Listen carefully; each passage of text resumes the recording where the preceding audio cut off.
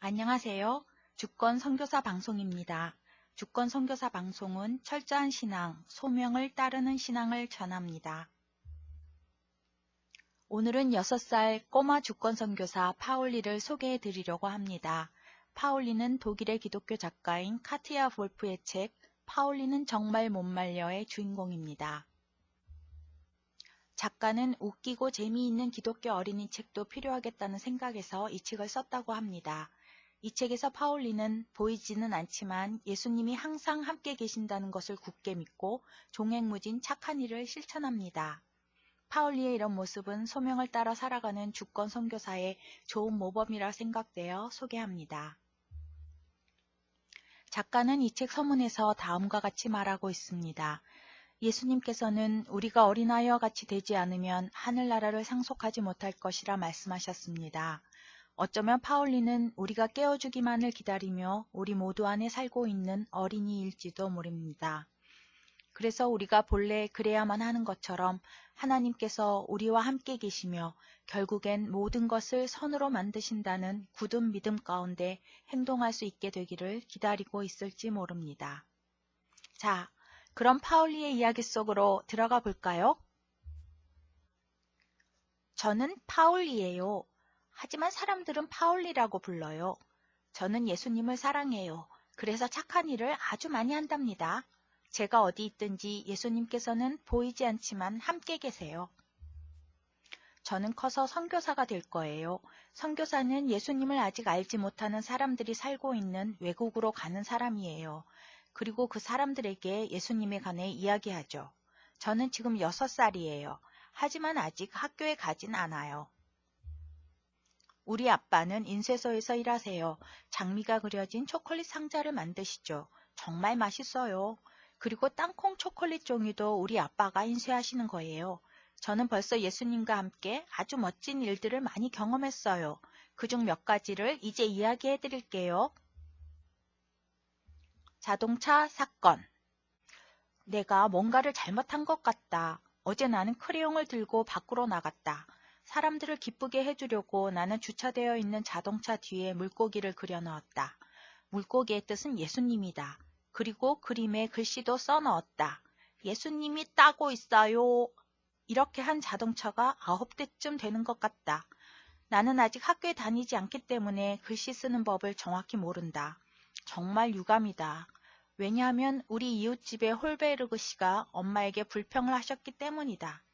아마도 아저씨는 자기 자동차에 틀린 글씨가 쓰여 있어서 화가 나신 것 같다. 아저씨는 고등학교 국어 선생님이니까. 아무튼 엄마는 그것을 지워야만 했고 자동차에 흠이 나지 않도록 아주 조심해야 했다. 그리고 나머지 8대의 자동차에도 그렇게 했다. 그 사람들은 아직 불평을 하지 않았는데도 말이다. 그런 다음 나는 사과를 하러 가야 했다. 그래서 나는 홀베르그 씨 집으로 갔다. 예수님도 보이지는 않지만 같이 가셨다. 나에겐 물고기 모양 스티커가 하나 있었는데 그것도 가져갔다. 벨을 누르자 홀베르그 씨가 문을 열었다. 나는 스티커를 아저씨에게 내밀며 이렇게 말했다. 아저씨, 제가 아직 글씨를 잘못 써서 사과드리고 싶어요. 하지만 제가 아직 학교에 다니지 않는 걸 아시잖아요. 엄마가 그 예쁜 물고기를 아저씨 자동차에서 지워버린 걸 슬퍼하지 마시라고 이 스티커를 대신 가져왔어요.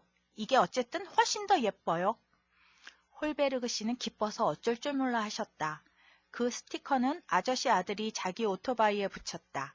이제부터 예수님은 오토바이에도 함께 타고 계신다.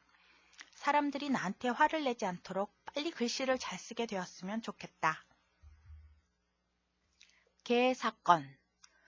복음은 모든 창조물들에게 전해져야 한다. 사람들에게만 아니라 동물들에게도 예수님에 대해 이야기해야 한다. 동물들도 창조물이니까. 그래서 나는 그렇게 했다. 그러니까 길끝에는 높은 울타리가 둘려있는 오래된 집이 하나 있는데 정원에는 항상 개가 한 마리 있다. 개는 그렁거리며 짖어대면서 이빨을 드러낸다.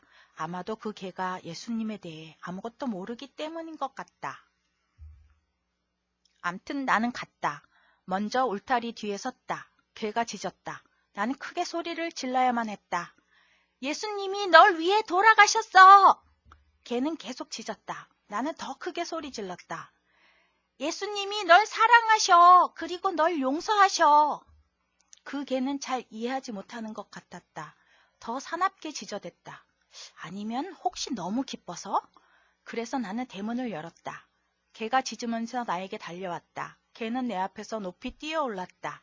나는 거의 넘어질 뻔했다. 그 개는 아주 크고 뚱뚱하기 때문이다. 내가 개를 쓰다듬으려고 하자 개가 내 팔을 덥석 물었다. 하지만 진짜 나를 물려고 그랬다고는 믿지 않는다. 잘 들어봐 라고 나는 말했다. 하나님은 이 세상의 모든 것을 만드셨어. 너도 마찬가지야. 예수님은 하나님의 아들이야. 내가 예수님을 사랑하면 모든 게 잘 될 거야. 이때 한 남자가 현관에서 소리를 질렀다. 아르코, 앉아! 걔는 즉시 몸을 낮추고 조용해졌다. 그 남자는 나에게 소리쳤다. 너 미쳤니? 어서 꺼져! 그래서 나는 다시 나왔다. 하지만 다음 주에 다시 아르코를 찾아가 볼 거다. 내가 얘기한 것을 잘 기억하고 있는지 봐야 하니까. 돈 사건.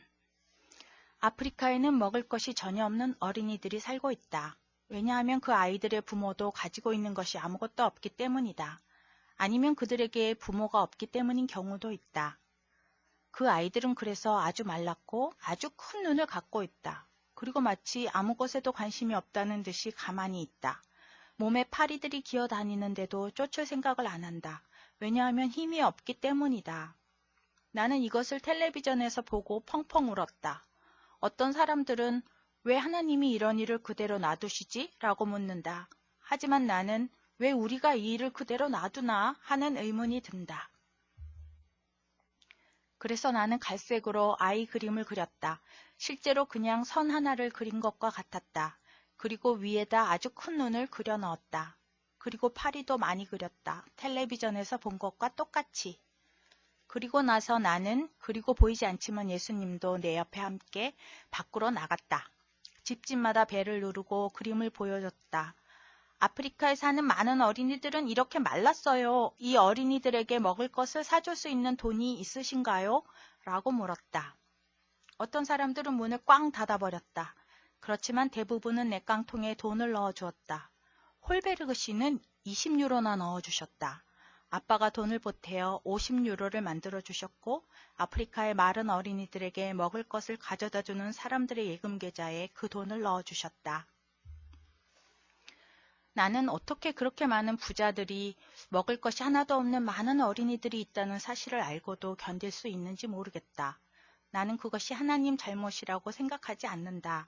하나님은 모든 사람들이 처음에는 아무것도 갖지 않고 태어나도록 만드셨다. 그리고 죽을 때는 자기 돈을 하늘에 가지고 가지도 못한다. 하지만 하늘나라에 가면 거기에서 큰 보물을 발견하게 된다. 자기가 살면서 다른 사람들에게 주었던 모든 것이 거기 쌓여있기 때문이다. 그러고 보면 홀베르그 씨는 아주 영리하다. 20유로나 하늘에 모아두었으니 말이야. 할로윈 사건. 할로윈이 되면 마녀나 유령으로 분장하고 모르는 사람들의 집에 찾아갈 수 있다. 그리고 사람들을 무섭게 만든다. 그러면 사람들이 아무 짓도 하지 말라고 사탕이나 초콜릿을 준다. 두렵기 때문이다. 사람들을 무섭게 만드는 것은 좋은 일이 될 수 없다. 예수님을 아는 사람이라면 그런 일을 해서는 안 된다. 뭔가 달라야 한다. 나는 할로윈을 맞아 멋진 생각을 해냈다. 좋은 성경 말씀이 쓰여있는 종이에 쌓인 사탕이 있는데 이 사탕을 엄마가 사주셨다. 그리고 나는 천사로 분장했다. 어두워졌을 때 나는 천사가 되어 집집마다 찾아갔다. 사람들이 문을 열면 나는 이렇게 말했다. 저는 악마가 아니라 천사예요. 저는 아무것도 바라지 않고 무언가를 주려고 왔어요. 천사들과 악마들의 차이를 아실 수 있게요. 그리고는 그들에게 준비한 사탕을 주었다. 사람들은 물론 깜짝 놀랐다. 전혀 뜻밖의 일이었기 때문이다. 대부분의 사람들은 나에게 억지로 사탕을 받도록 했다. 나는 전혀 받을 생각이 없었는데도 말이다. 엄마는 내가 50만 칼로리는 좋게 될 군것질거리를 집으로 가져왔다고 말했다. 다른 마녀나 유령들은 나보다 훨씬 적게 받았다.